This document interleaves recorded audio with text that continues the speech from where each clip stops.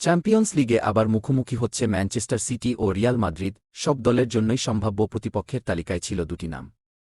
Real মাদ্রিদের জন্য একটি ছিল অপেক্ষাকৃত সহজ, সেল্টিক, আরেকটি অপেক্ষাকৃত কঠিন, ম্যানচেস্টার সিটি। ম্যানচেস্টার সিটির জন্য দুটি নামই ছিল কঠিন। হয় রিয়াল মাদ্রিদ নয়তো বায়ার্ন মিউনিখ। শেষ পর্যন্ত রিয়াল মাদ্রিদকে পেয়েছে ম্যানচেস্টার সিটি। 2024-25 চ্যাম্পিয়ন্স লিগ শেষ 16 প্লে অফ রাউন্ডে বর্তমান চ্যাম্পিয়নদের বিপক্ষে খেলবে ইংলিশ ক্লাবটি। এ নিয়ে টানা চতুর্থ মৌসুমে চ্যাম্পিয়ন্স লিগ নকআউটে মুখোমুখি হচ্ছে রিয়াল মাদ্রিদ, ম্যানচেস্টার সিটি। সর্বশেষ মৌসুমে কোয়ার্টার ফাইনালে সিটিকে হারিয়েছিল রিয়াল। 36 দলের চ্যাম্পিয়ন্স লিগে লিগ পদ্ধতির প্রথম রাউন্ডে শীর্ষ 8টি দল সরাসরি শেষ 16 জায়গা করে নিয়েছে। বাকি 8 দল চূড়ান্তে প্লে অফ খেলবে। লিগ পর্বে 9 থেকে 24তম হওয়া 16টি দল।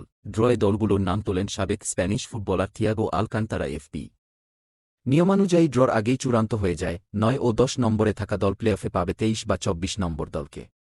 এভাবে 11-12 খেলবে 21-22, 13-14 খেলবে 19-20 ও 15-16 খেলবে 17-18 নম্বর দলের বিপক্ষে।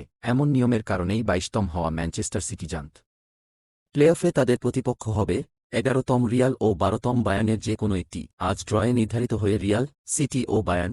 সেল্টিক প্লে অফ লড়াই। পিএসজি প্লে অফ প্রতিপক্ষ হিসেবে পেয়েছে আরেক ফরাসি ব্রেস্তকে। আর ইতালির জুভেন্টাস খেলবে ডাচ ক্লাব পিএসভি এবং এসি মিলান খেলবে ফেইনুর্দের বিপক্ষে। গত মৌসুমে ইউরোপা লিগ জেতা আতালান্তা খেলবে বেলজিয়ামের ক্লাব ব্রুগার বিপক্ষে। স্পোর্টিং লিসবনের প্রতিপক্ষ সর্বশেষ চ্যাম্পিয়ন্স লিগের রানার্স আপ ডর্টমুন্ড। প্লে অফের ম্যাচগুলো অনুষ্ঠিত হবে আগামী মাসে।